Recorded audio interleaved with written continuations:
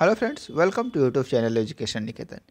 जैसे कि हमने आपको पिछले वीडियो में वादा किया था कि हम आपके लिए जल्द ही समान अध्ययन प्रश्न पत्र 1 और 2 की हिंदी माध्यम की एक अच्छी कॉपी आरटीआई की कॉपी साझा करेंगे। उसी की कड़ी में हम आज इस कॉपी की पीडीएफ लेकर उपस्थित हैं। जिस अभ्यर्थी ने ये कॉपी हमारे साथ साझा की है उसको इस चैनल की तरफ से धन्यवाद, और आपकी तरफ से भी मैं धन्यवाद ज्ञापित करता हूँ कि आपके लिए भी इन्होंने एक अच्छा प्रयास किया है। इन्हें प्रश्न पत्र 1 में 158 अंक प्राप्त हुए हैं। जहाँ तक डीआई का सेक्शन है तो डीआई का सेक्शन 72 अंक का होता है, आपको पता होना चाहिए। 36 और 36 मार्क्स के 2 क्वेश्चन पूछे जाते हैं, जिसमें इन्हें 49 अंक प्राप्त हुए हैं। एक प्रश्न में इन्हें 36 में 30 अंक प्राप्त हुए हैं। इसके बाद इतिहास के एक प्रश्न में इन्हें 19 नंबर, दूसरे में 18 और तीसरे में 20 अंक प्राप्त हुए हैं। उसी तरह से अगर हम करंट अफेयर्स वाले सेक्शन की बात करें तो एक में इन्हें 19, 18 और 15 अंक प्राप्त हुए हैं। आप यहाँ पे जो काट छाट देख रहे हो बहुत सारी दिखाई दे रही होगी आपको।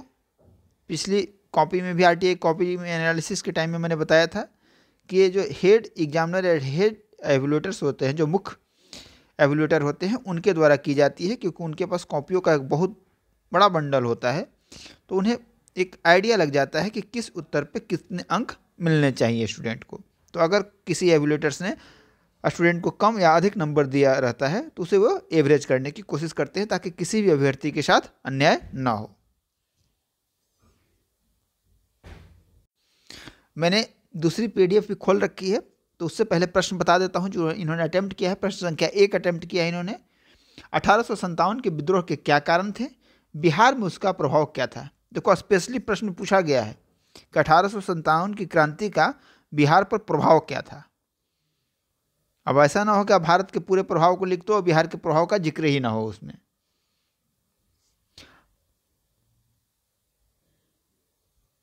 अठारह का विद्रोह भारतीय इतिहास का प्रथम स्वतंत्रता संग्राम के रूप में निरूपित किया जाता है। यह आंदोलन भारतीय स्वतंत्रता संग्राम के बीज के बोया जो 1947 में एक फल के रूप में प्राप्त हुआ। इस आंदोलन के पीछे अंग्रेजों द्वारा अपनाई गई साम्राज्यवादी नीतियों का भी परिणाम था। बर्तनी दोष आपको कुछ मिल सकते हैं देखने को। भारतीय समाज प्राचीन काल से ही सभी धर्म, समुदाय, शरणार्थी, आक्रमणकारी आदि को शरण देता गया, परंतु वे सभी समुदाय समय के साथ भारतीय संस्कृति में घुल मिल गए, परंतु अंग्रेज हमेशा विदेशी बने रहे। इनकी जो प्रवाह शैली है वो अच्छी है, आप देख सकते हैं।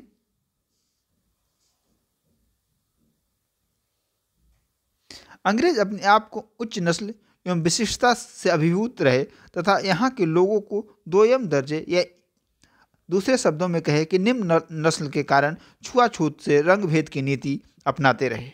इस कारण अंग्रेज भारत में नस्लीय विशिष्टता के चूर रहे और इस कारण कभी भी भारतीय समाज में नहीं मिल सके।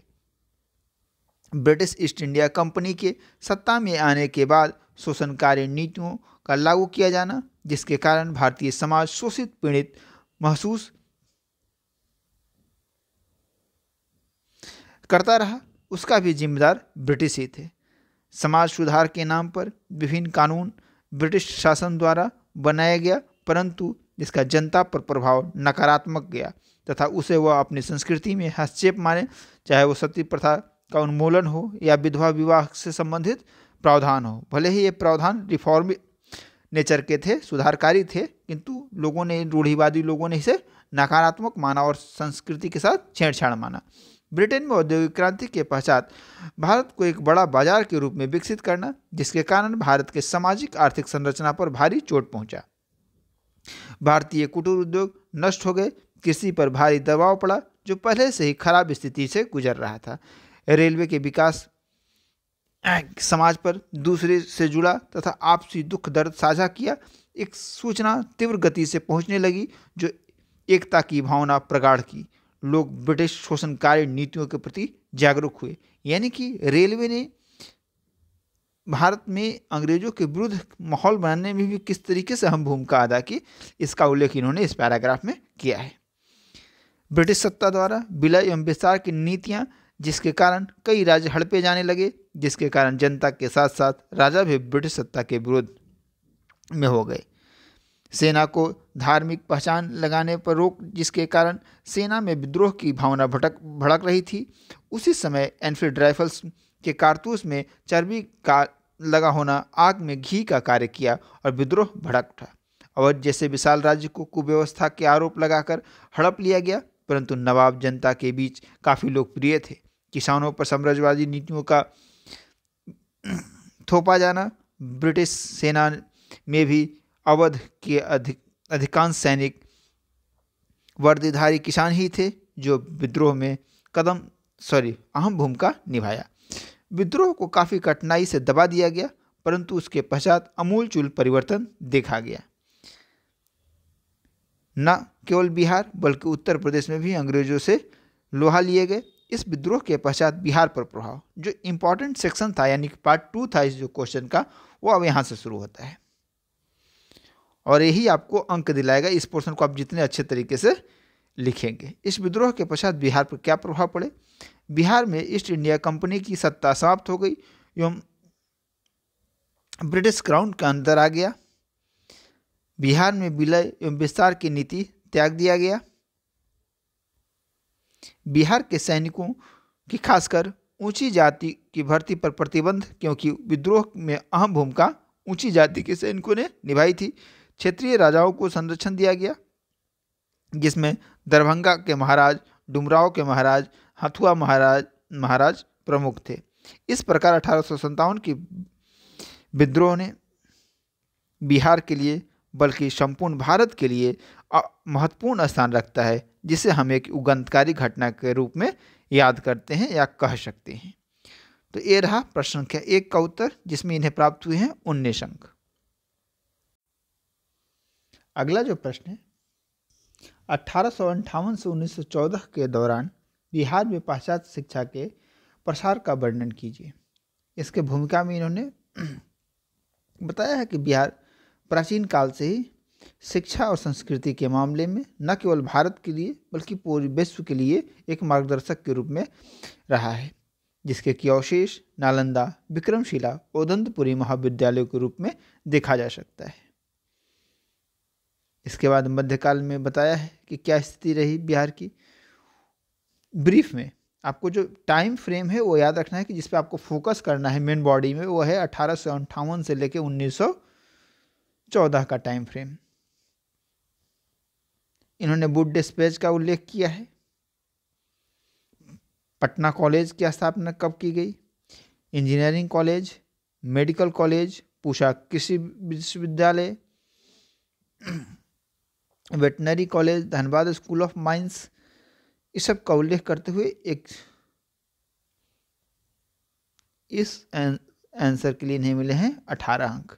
जो अगला प्रश्न है, जो कि अब मैं आपको विस्तार से दिखाऊंगा, जिसमें इन्हें 20 अंक मिले हैं, वो प्रश्न है कि पाल कला तथा भवन निर्माण कला की विशेषताओं को स्पष्ट कीजिए तथा बौद्ध धर्म के साथ उनके संबंध पर भी प्रकाश डालिए।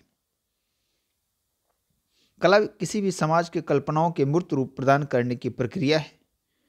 देखो, जब आप अच्छी भाषा के साथ भूमिका की शुरुआत करते हो ना, तो जो परीक्षक होता है, जो एग्जामिनर होता है, उसका भी मन करता है पूरे उत्तर को पढ़ने का।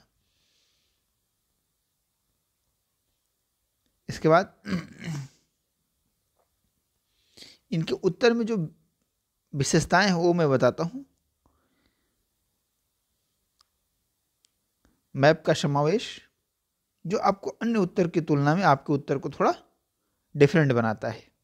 और आप इस चीज़ को याद रख लें कि 18-19 के नंबर के बाद, यानी कि जब आप 20 से ऊपर जब आपको नंबर मिलते हैं, 20, 21, 22, 23, इस तरीके से, तो आपके उत्तर में जरूर कुछ ना कुछ डिफरेंस होना चाहिए, क्योंकि जो एवरेज मार्किंग है वो 16 से लेके 19 के बीच में होती है। अगर या इससे आपको कम मिल रहे हैं तो इसका मतलब है कि उत्तर कमज़ोर है परीक्षक की नज़र में, और अगर आपको 20 से ऊपर मिल रहे हैं यानी परीक्षक की नज़र में समान उत्तर से आपका उत्तर बेहतर है। फिर स्तूप को इन्होंने दिखलाया है, तो कोशिश जरूर कीजिए कि जो कला वाले प्रश्न आते हैं, 3 प्रश्न हैं, मौर्य, पाल और पटना, इन तीनों को ना आप याद कर लें, और जो भी इसमें फिगर्स बनते हैं छोटे छोटे, उन फिगर्स को आप लगातार बना के इतना प्रैक्टिस करें कि एग्जाम में आपको, जैसे टाइपराइटर्स को याद होता है ना कौन सी की कहाँ होती है, उस तरीके से आपको याद रहे कि बस आप फ्रैक्शन ऑफ सेकेंड में उस डायग्राम को बना ले, ताकि आपका समय बर्बाद ना हो डिजाइन करने में।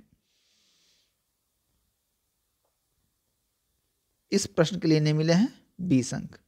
डीआई का प्रश्न है। डीआई पे आपके जितने भी डाउट्स थे उन सारे डाउट्स को दीपांकर सर ने जो आरटीआई वीडियो एनालिसिस की थी डीआई वाली, उसमें करने की कोशिश की थी। कोशिश करें कि डीआई को प्रश्न को इलोबरेट तरीके से बनाए जैसे इन्होंने बनाया है। आप देख सकते हैं इन्हें 9 अंक मिले हैं। पहला जो प्रश्न था वो 9 अंक का था, यानी कि आप अगर आंसर भी सही लाते हो और पूरी प्रक्रिया फॉलो करते हैं आप, यानी कोई भी स्टेप नहीं छोड़ते हैं, तो आपको पूरे अंक डीआई में मिलते हैं। आपको साफ साफ नजर आ रहा होगा। अगला प्रश्न 10 अंक का है, इन्हें 10 में 10 पूरे मिले हैं। तीसरा प्रश्न 8 अंक का है,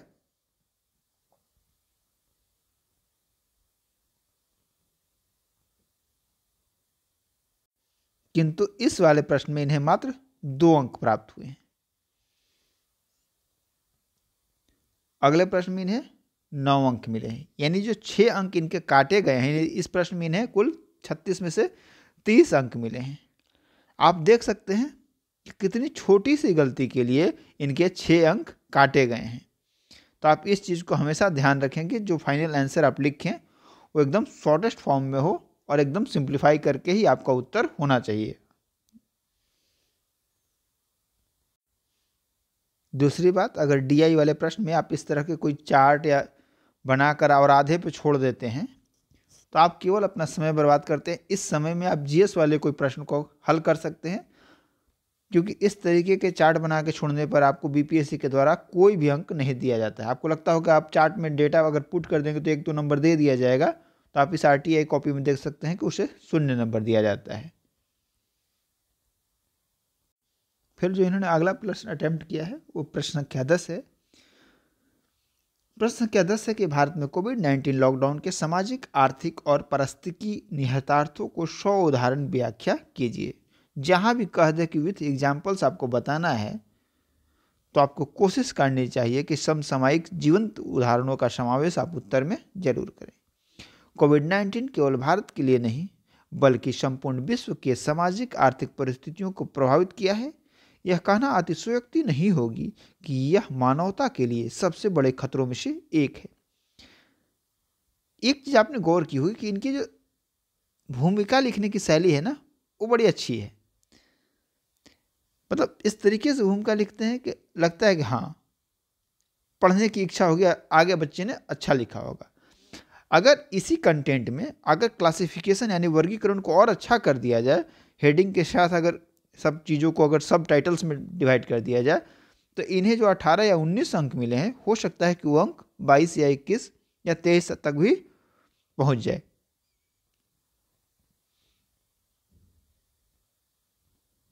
इसके बाद थोड़ा सा इन्होंने कोविड-19 के ओरिजिन को बताया है कि किस तरीके से, कहाँ से शुरू हुआ, कैसे कैसे इसका प्रभाव बढ़ा, फिर कैसे मार्च में भारत में लॉकडाउन लगाना पड़ा। प्रधानमंत्री मोदी ने 23 मार्च को लॉकडाउन की घोषणा की देशव्यापी।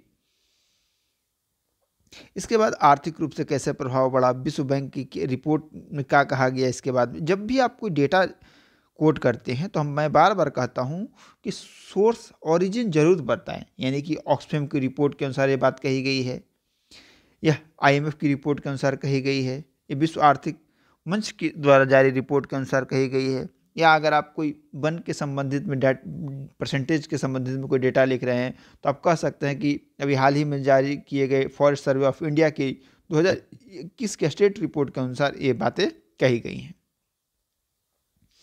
फिर पारिस्थितिकी संदर्भ में इन्होंने बताया है कि किस तरीके से पर्यावरण पर प्रभाव पड़ा, पर्यावरण स्वच्छ हुआ। एक दो आपको उदाहरण भी कोट करने हैं और यहाँ इन्होंने आप साफ साफ देख सकते हैं कि उदाहरणों को भी कोट किया है।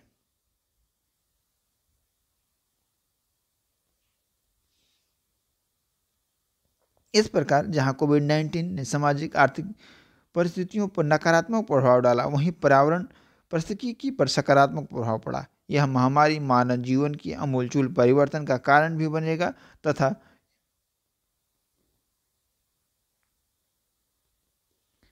थोड़ा सा निष्कर्ष में इन्होंने लिख दिया है कारण भी बनेगा तथा एक सुंदर भविष्य के लिए आवश्यक भी है। इसे लगता है कि मुझे कि बचना चाहिए इस तरीके के कंक्लूजन में इन शब्दों का प्रयोग से। इन्हें 16 अंक मिले थे, लेकिन हेड एग्जामिनर ने अंक को बढ़ाकर 18 कर दिया है।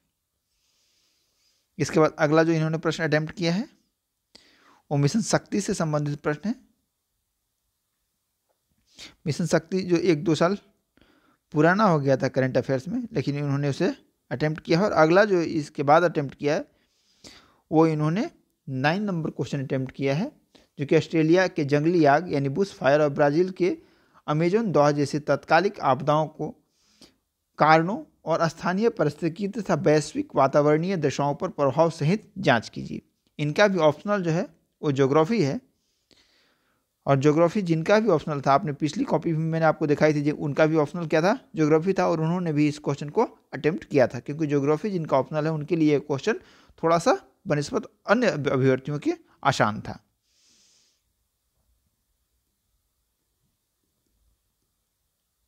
इस वाले प्रश्न में इन्हें 19 अंक प्राप्त हुए हैं। अगर आप इसकी आरटीआई कॉपी की पीडीएफ प्राप्त करना चाहते हैं तो आप, एक नंबर दे रहा हूं मैं आपको,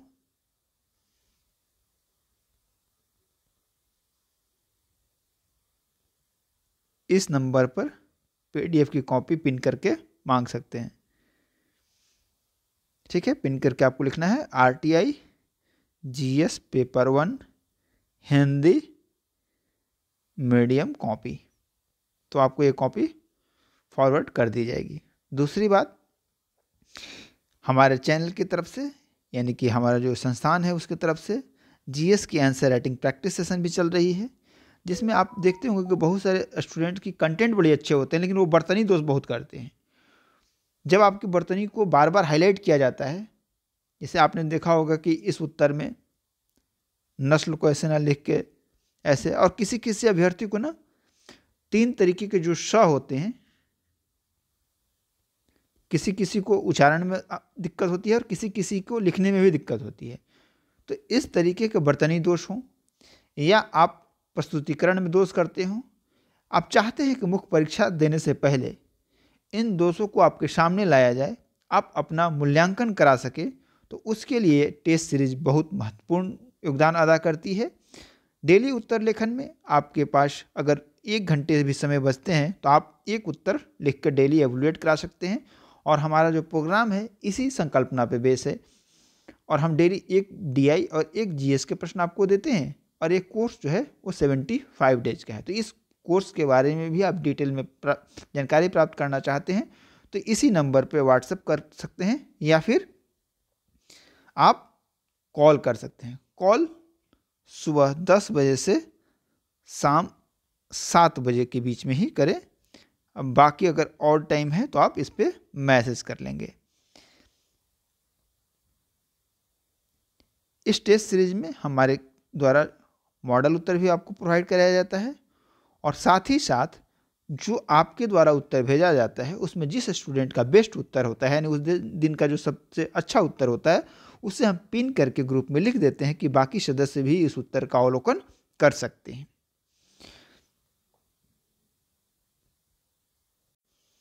इसी अभ्यर्थी की हिंदी मीडियम में ज्योग्राफी ऑप्शनल की जो कॉपी है और जो एक ज्योग्राफी ऑप्शनल की हिंदी मीडियम इंग्लिश मीडियम की कॉपी है, दोनों ही कॉपियाँ 1 से 2 दिनों में चैनल पर अपलोड कर दी जाएगी एनालिसिस उसकी। अगर आप इसकी भी पीडीएफ प्राप्त करना चाहते हैं तो उसी नंबर पर पिन करेंगे, लेकिन ये पीडीएफ आपको जब वीडियो अपलोड हो जाएगी उसके बाद उपलब्ध कराया जाएगा। अगर आपके पास भी आरटीआई की कॉपी है तो आप हमारे साथ ज़रूर साझा करें, और जिस नंबर पर आप आरटीआई कॉपी मांग सकते हैं उस नंबर पर आप भेज भी सकते हैं, यानी कि साझा भी कर सकते हैं। तो नंबर यही है, इस नंबर पर, या फिर दूसरा नंबर है 9582287624। इस नंबर पर आपके पास अगर कोई आरटीआई कॉपी है, आप अगर साझा करना चाहते हैं तो हमारे साथ साझा कर सकते हैं। हम आपका नाम के साथ धन्यवाद जरूर व्यक्त करेंगे, और ये बाकी अभ्यर्थियों के लिए भी काफ़ी लाभदायक होता है। धन्यवाद।